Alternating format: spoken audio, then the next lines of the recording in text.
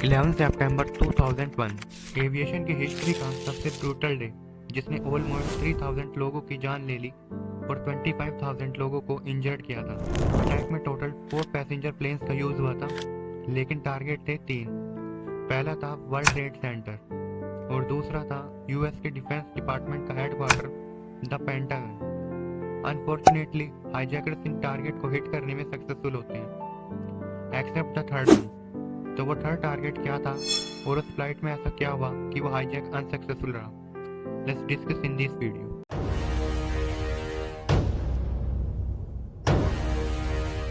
11 सितंबर की सुबह 7:59 पर फ्लाइट 11 नाम की एक फ्लाइट बोस्टन से लॉस एंजलिस जाने के लिए टेक ऑफ करती है। फ्लाइट में 76 पैसेंजर, 11 क्रू मेंबर्स और 5 हाईजैकर्स थे।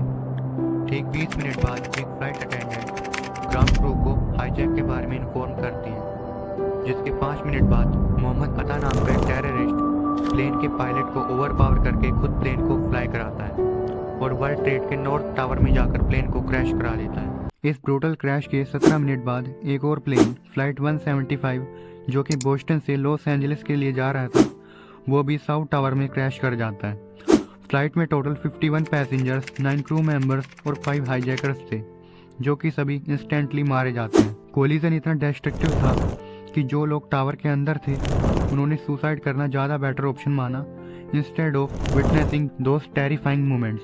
फ्लाइट 77 अमेरिकन एयरलाइंस की फ्लाइट 77 जो कि डलास से टेक ऑफ कर लॉस एंजलिस में 64 पैसेंजर्स के साथ लैंड करने वाली थी, उसको टेक ऑफ करने के 30 मिनट बाद ही हैनी हेंजेस नाम के एक टेररिस्ट ने हाईजैक कर लिया और यूएस डिफेंस डिपार्टमेंट के हेडक्वार्टर द पेंटागन में क्रैश करा दिया। क्रैश में 125 ऑफिस एम्प्लॉइज और 64 पैसेंजर सभी की डेथ हो जाती है।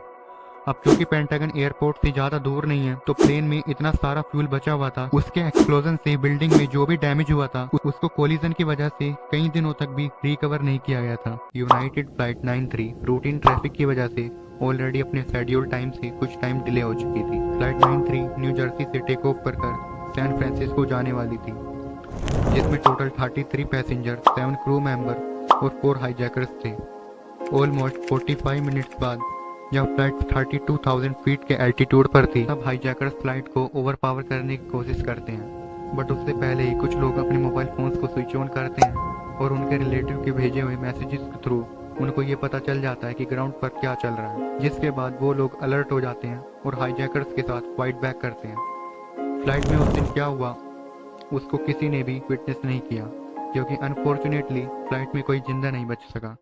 On the other side US की एयरफोर्स अमेरिका के एयर स्पेस को शट डाउन करा देती है, क्योंकि उन्हें ये होप थी कि फ्लाइट 93 अभी भी फ्लाई कर रही है और उसे ढूंढने के लिए ये एक येलो रिबन नाम का ऑपरेशन कनाडा की तरफ से चलाया जाता है, जिसका एम था कि वो अमेरिकन एयर स्पेस की सभी फ्लाइट को जल्दी से जल्दी लैंड करा दे। बट इन सब की कोई जरूरत नहीं पड़ी, क्योंकि फ्लाइट 93 एक ओपन फ्री लैंड पर क्रैश लैंड कर जाती है एंड सैडली सभी पैसेंजर्स मारे जाते हैं। लेकिन अगर इस फ्लाइट को पैसेंजर क्रैश लैंड ना कराते तो मोस्ट प्रोबेबली व्हाइट हाउस या फिर यूएस कैपिटल इसकी 2 प्राइमरी टारगेट्स थे। एंड एक अनोदर सिनेरियो के अकॉर्डिंग अगर फ्लाइट 93 क्रैश ना होकर अमेरिका के शटडाउन हो चुके एयर स्पेस में होती, तो भी उसको ऑपरेशन येलो रिबन के चलते यूएस मिलिट्री के थ्रू शॉट डाउन कर दिया जाता। ये काफ़ी डरा देने वाली बात है, बट ये सच है कि दोनों सिनेरियोज में पैसेंजर्स की डेथ कंफर्म थी। उन सभी पैसेंजर्स ने खुद की जान दे दी, बट उनके करेज की वजह से बहुत सारे इनोसेंट लोगों की जान बच गई और आज यूएस की गवर्नमेंट उनको क्रैश साइट के पास एक मेमोरियल की फॉर्म में याद करती है।